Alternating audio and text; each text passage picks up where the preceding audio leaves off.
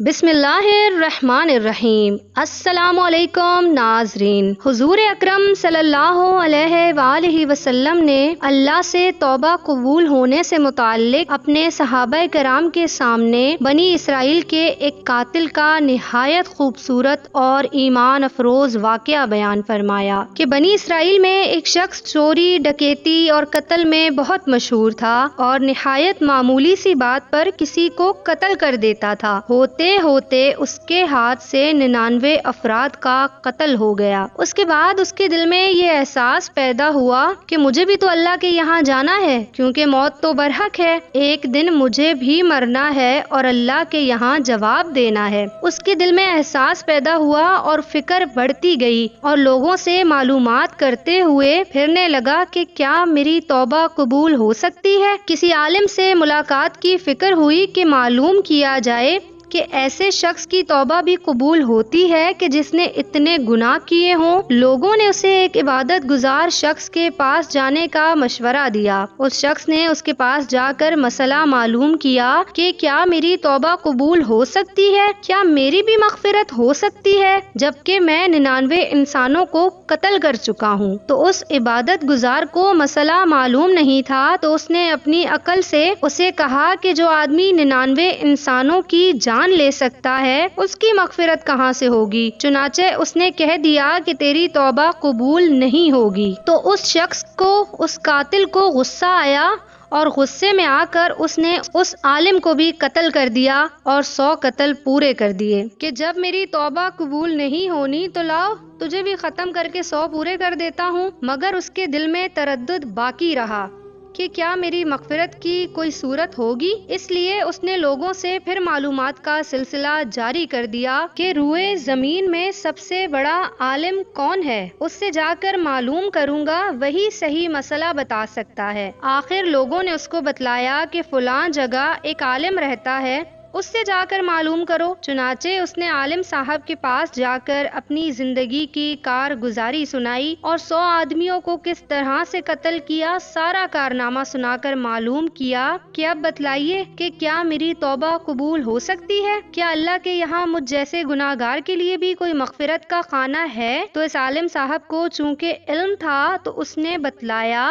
کہ تیرے گناہ معاف کرنے میں اللہ کے یہاں کیا رکاوٹ ہے، اللہ کی رحمت کا سمندر تجھ جیسے گناہگاروں کے گناہوں سے بہت بڑا اور بہت وسیع ہے۔ چنانچہ اس عالم صاحب نے مشورہ دیا کہ تم فلاں جگہ جاؤ، وہاں کچھ اللہ کے بندے رہتے ہیں، ان کا مشغلہ صرف اللہ کی عبادت ہے اور وہ دن رات اسی میں مشغول رہتے ہیں، تم ان کے ساتھ مل کر اللہ کی عبادت کرو اور شرمندہ ہو کر اپنے گناہوں کی معافی مانگو، انشاءاللہ تمہاری مغفرت ضرور ہو جائے گی۔ جب اس شخص نے آدھا رستہ طے کر لیا تو ملک الموت حضرت عزرائیل علیہ السلام آ گئے اور اس کی موت ہو گئی۔ اب اس کی روح لے جانے کا مسئلہ کھڑا ہوا۔ آسمانوں سے رحمت کے فرشتے بھی آئے اور عذاب کے فرشتے بھی۔ رحمت کے فرشتے کہنے لگے اس کی روح لے جانے کا حق ہم کو ہے، اس لیے کہ یہ سچے دل سے توبہ کر کے عبادت کرنے جا رہا تھا، اور عذاب کے فرشتے کہنے لگے کہ اس کی روح لے جانے کا حق ہم کو ہے، اس لیے کہ اس شخص نے کبھی کوئی نیک کام نہیں کیا بلکہ 100 لوگوں کا قتل کیا اور اس نے پوری زندگی گناہوں میں گزار دی۔ اسی دوران آسمانوں سے آدمی کی شکل میں ایک فرشتہ آیا۔ بعض روایات سے معلوم ہوتا ہے کہ یہ آنے والا فرشتہ حضرت جبرائیل علیہ السلام تھے۔ چنانچہ اس فرشتے نے تشریف لا کر ان دونوں فرشتوں کے درمیان یہ فیصلہ کیا کہ دونوں طرف کی مسافت ناپ کر دیکھو، یعنی رستہ ناپو، جہاں سے یہ آ رہا تھا وہاں کی مسافت قریب ہے، یہ جہاں جا رہا تھا وہاں کی مسافت، لہٰذا جہاں کا فاصلہ قریب ہوا اس شخص کو وہاں والوں میں شمار کر دیا جائے گا۔ چنانچہ دونوں طرف کی زمین ناپ کر دیکھی گئی تو یہ جہاں جا رہا تھا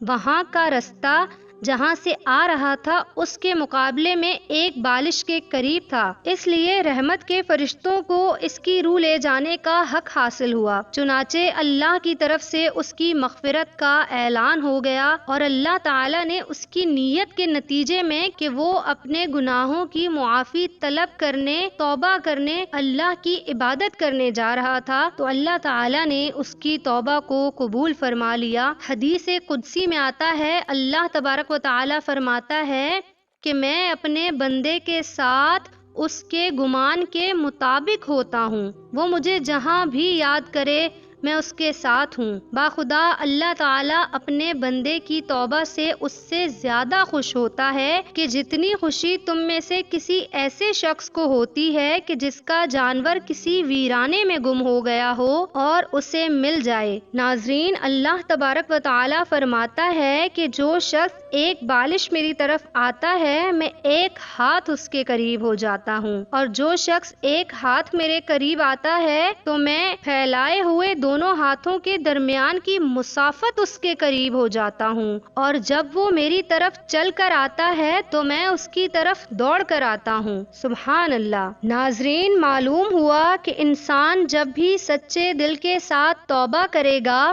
تو اللہ تعالیٰ ضرور قبول فرمائیں گے انشاءاللہ۔ یہ واقعہ خصوصاً ان حضرات کے لیے حوصلہ افزائی اور معاونت کا سبب ہے جو کہ بڑے بڑے گناہ کر کے اب مایوسی کی زندگی گزار رہے ہیں، کیونکہ شیطان انہیں مایوس کرتا ہے۔ بہرحال گناہگاروں کو شیطان کی باتوں میں آ کر مایوس نہیں ہونا چاہیے، بلکہ اللہ کی رحمت سے اچھی امید رکھ کر سچی توبہ کے ذریعے اپنے آپ کو پاک صاف کر لینا چاہیے۔ دعا ہے کہ اللہ تبارک و تعالی ہم سب کو اچھے اور نیک عمل کرنے کی توفیق عطا فرمائے۔